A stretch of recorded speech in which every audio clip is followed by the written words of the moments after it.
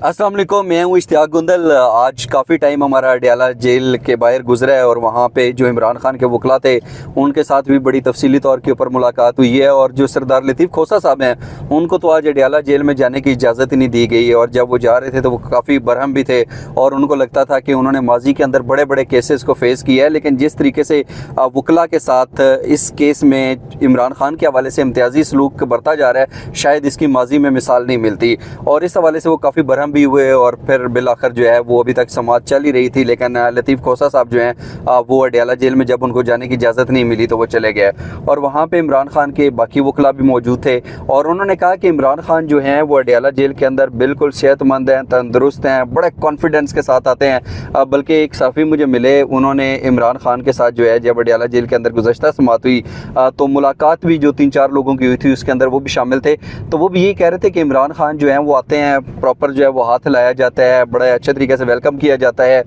ख़ुद इमरान खान जो है वो बात करते हैं और बड़े कॉन्फिडेंस के साथ वो कहते हैं ना, सही टिका के बात करते हैं। और उन्होंने कहा कि जब ये सारी बातें होगी और फिर इमरान खान साहब जो है वो डाइस पे चले गए, सामने खड़े हुए और उन्होंने साफ़ी बरदरी जो थी उसको मुखातब करते हुए बातचीत करना शुरू की और उन्होंने वो साबिक़ army chief general Qamar Javed Bajwa को अदालत में बुलाने की बात की। तो आज PTI की जो वकला से बात हुई तो मैंने उनसे यही पूछा कि क्या साबिक़ army chief general Qamar Javed Bajwa जो हैं, आप समझते हैं कि आने वाले दिनों के अंदर वो पाकिस्तानी अदालतों के अंदर पेश होंगे? उन्होंने कहा जी बिल्कुल पेश होना चाहिए। तो मैंने कहा पेश होना चाहिए ये एक अलग बात है, लेकिन मौजूदा सूरत हाल के पेश नज़र क्या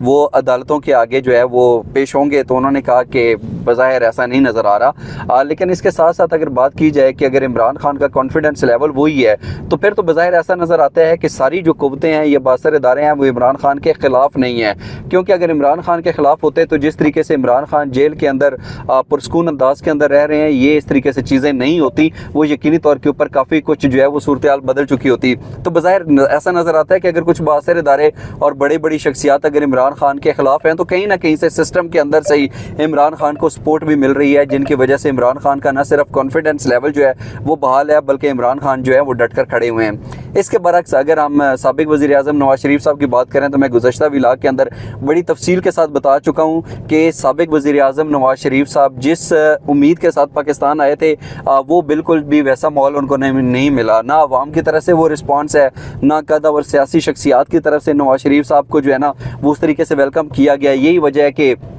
नवाज शरीफ साहब जो हैं कोयटा के अंदर जाते हैं तो इलेक्टेबल्स, जिन्हें उर्फ़ आम में लोटा कहा जाता है, उनकी शमूलियत के ऊपर पाकिस्तान मुस्लिम लीग नून जो है वो बड़े जश्न मनाती है। और इसके साथ साथ अगर हम सिंध की बात करें तो वहाँ पे GDA और MQM और जिस तरीके से जमीयत उलमा इस्लाम के साथ नवाज शरीफ साहब और नून लीग का एक इल्हाक देखने में आ रहा है, वो भी हमारे सामने है। फिर सीट एडजस्टमेंट के मामले पर बाकी आप छोड़िए, अगर नवाज शरीफ 14-15 साल के बाद जाके चौधरी शुजात हुसैन से मिलते हैं, जिनकी क्या पोजीशन है वो आपके सामने है, जिनकी 2-3 सीटों से ज़्यादा की कैपेसिटी नहीं है, अहलियत और सलाहियत ही नहीं है, लेकिन अगर नवाज शरीफ साहब उनके दर पे जाने पे मजबूर हो जाते हैं और इस्तेहकाम पाकिस्तान पार्टी के साथ भी मिलते हैं और बाकी भी छोटी मोटी सियासी जमातों के साथ मिल रहे हैं, तो इसका मतलब है कि नवाज शरीफ साहब को ये यकीन है कि कोई ना कोई बड़ा सरप्राइज़ जो है ना वो हो सकता है। इसीलिए नवाज शरीफ साहब जो है वो 0.001 भी किसी चीज़ के ऊपर कंप्रोमाइज़ नहीं कर रहे और काफ़ी डरे हुए सहमे हुए नज़र आते हैं। यही वजह है कि उनको जहाँ पे लगता है कोई 2-4 सीटें मिल सकती हैं तो नवाज शरीफ साहब उस दर के ऊपर जो है ना वो सलाम करने के लिए पहुँच जाते हैं। लेकिन दूसरी तरफ ये एक हकीकत है कि हम जब रास्ते में थे बहुत सारे लोगों से ऐसे ही चलते फिरते बात हुई तो उन्होंने भी कहा कि अगर वो वोट देंगे तो वो जो है वो इमरान खान को ही वोट देंगे। लेकिन इस टाइम मेरा ख्याल है जो एक बड़ा चैलेंज आ सकता है उसकी वजह यह है कि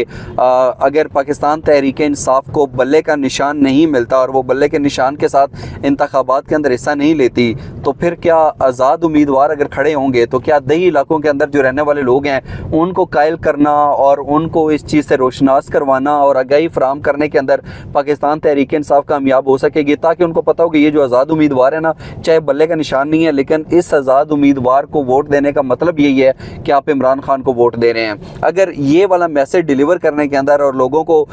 इंफॉर्मेशन देने के साथ आगाही फराहम करने के अंदर अगर पाकिस्तान तहरीक इंसाफ कामयाब हो जाती है तो फिर यकीनी तौर के ऊपर जो है पाकिस्तान तहरीक इंसाफ इन इंतखाबात के अंदर एक बड़ा अपसेट कर सकती है, एक बड़ा सरप्राइज़ दे सकती है नवाज शरीफ एंड कंपनी को। और दूसरी बात बात यह है कि खैबर पख्तूनख्वा के अंदर जिस तरीके से PTI सरगर्म दिखाई दे रही है, ये एक हकीकत है कि हमें सिंध की बात करें, बलूचिस्तान की बात करें, यहाँ तक इवन अगर हम पंजाब की बात करें तो सरगर्म दिखाई नहीं दे रही। और उसकी बुनियादी तौर पर वजह क्या है? वजह यह है कि अभी मुझे एक साहब मिले, उनके ऊपर कोई 1 दर्जन से ज़ायद जो है FIR थी और वो भी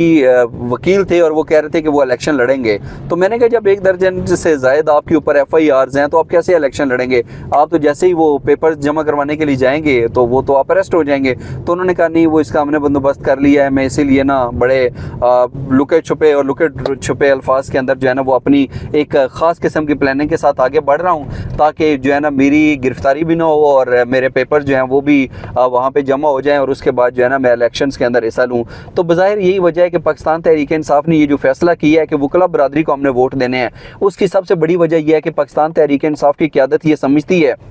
कि अगर हमने सियासी रहनुमाओं को खड़ा किया और किसी को टिकट्स दिए तो वो डेफिनेटली उसके खिलाफ केसेस भी बनेंगे और वो अपने आप को डिफेंड नहीं कर सकेंगे। लेकिन अगर हमने वकला बरादरी को जो है वो टिकट्स दिए तो फिर वकला को पता है कि कानूनी तौर के ऊपर उन्होंने अपने तहफ़्फ़ुज़ को यकीनी कैसे बनाना है, कानूनी तौर के ऊपर उनके राइट्स क्या हैं और वो अपने राइट्स को डिफेंड करने की सलाहियत रखते हैं। तो अब देखना यह है कि पाकिस्तान तहरीक इंसाफ की तरफ से वकला बरादरी को जो टिकट्स देने का फैसला है ये पाकिस्तान तहरीक इंसाफ के लिए कितना फ़ायदेमंद साबित हो सकता है। इस हवाले से आप क्या कहते हैं? अपना कीमती फीडबैक ज़रूर दीजिएगा। आज का व्लॉग देखने का बहुत शुक्रिया। अपना ख्याल रखिए। अल्लाह हाफ़िज़।